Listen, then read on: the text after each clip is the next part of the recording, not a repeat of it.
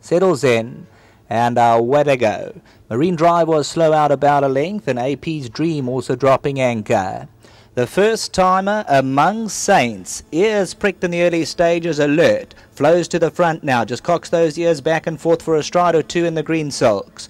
Until We Dance, also in the green on the right hand side, the white sheepskin noseband now shades her, goes on 3 parts of a length. Drury Lane's only 2.5 off the tempo. Towards the outside, Fragrant Beauty gives them 4-length start. Graceful Lily, the white blinkers. A reminder or two for Fashion Wear to try and get a little bit closer. Marine Drive, Vicar of Dibley further back, Caligari Carnival. They're racing 8-9 lengths off the leaders as they're about to swing for home. Sweet Serenity and AP's Dream. Until We Dance with that false rail 9 metres out, going to whip them towards the centre outside by a length and a half. Among Saints is going to try and come forward with her challenge. 400 metres to go, and Among Saints could still have a big say. Gets alongside Until We Dance. Fragrant Beauty to the right hand side. Sweet Serenity, the red blinkers. But it's Among Saints who comes forward with 250 to go. Fragrant Beauty on the outside. Fashion Wear's now starting to tighten up between runners. Towards the inside, Graceful Lily. Here comes Fashion Wear with a powerful and determined run to mow them down. Fashion Wear is going to go on a half a length to 3 parts. Among Saints second. Caligari Carnival might have got up third in a photo with Graceful Lily. Then Sweet Serenity further back in the run. But Fashion Wear, who got early reminders around the turn, started to warm up 300 to finish. Opening the meeting is going to be Fashion Wear. Once again, Tony Riverland and Mary Liley. They opened up with Highway Explorer the last meeting. And thanks very much to Terry Fripp. We gave the comments during the week on Monday. And he said if this was a 1600, no contest. But 1400, they expected to go very well. And turning for home, the daughter of Mossman. You could see Brandon Lorena was asking her to get into her stride. At that stage, she got a couple of reminders. But that 200 to finish, too powerful. Cracking run from Among Saints on debut second. Caligari Carnival's going to get up for that third position. Nice improvement from Graceful Lily towards the inside. Until We Dance, Fragrant Beauty, midfield, Marine Drive and AP's Dream. Then came Vicar of Dibley. The first timer Among Saints runs an absolute cracker, moved up coming to the 300, but towards the right hand side, Fashion Wear for Mrs. Liley, and comes best of all the daughter of Mossman. Brandon Arena asking her to stretch out, and in full stretch the last furlong comes forward to fetch them. Among Saints, Caligari Carnival, and towards the inside, Graceful Lily, the white blinkers. Number 8, Fashion Wear, same team that opened the batting the last meeting, will open up on today's meeting at Scottsville. Back to the studio.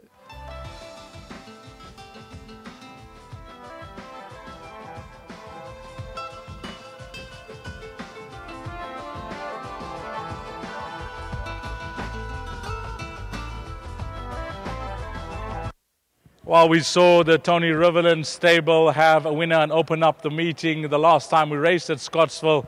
And they followed up here in the first with number 8, Fashion Wear, the Aussie import. Congratulations to trainer Tony Riverland and, of course, Mrs. Mary Liley, a staunch supporter of South African racing for many a year. Her colours very familiar with the South African racing industry, and nice to see her reap the rewards with this filly that she bought. Terry Fripp was just telling me that if it was a mile, he would have been supremely confident. Just the distance was a bit of a factor for you because it's a bit on the sharp side for her. Yes, definitely. These last time when Brandon rode on the poly, he said even go 16 or even possibly a 9 furlong with her. But you know, with these fillies and they haven't run a place, it's hard to get them into races because they're close to elimination stages. So with her draw, Tony opted to put a pair of blinkers on her and just try and give her a bit of gate speed, which to me didn't seem like she'd have any, but it probably worked out in her favour at the end of the day. As Brandon said, that it gave her some confidence to get some cover, and hopefully she'll settle a bit, not that she pulls. First off, very well done to Mrs. Liley. Thank you so much for the support. This filly, she's a little girl, but with a few muscle issues. But then again, she was also bred from the same farm as Highway Explorer, as you can see. Yes. The palm tree on her shoulder. Also a Mossman. And she's well related on a dam line. I mean, the second dam is related to the very good filly that Herman Brown had called Sydney's Dream. So there's a lot of paddock value there. Let's just hope that she can go on and win the maidens, win out of the maidens. And again, well done to the team back home. to Tony, and we did have a runner later on, Umayana. Sadly this morning, close to loading time on the float, she picked up a bout of colic, which we were very gutted about because she would have gone close to winning today. Well, give our best to Tony. Well done to Mrs. Lally. 100% strike rate. Keep up the good work. The string's looking good. Thanks so much for the string that we got. The horses are taking over nicely. Keep the percentages up.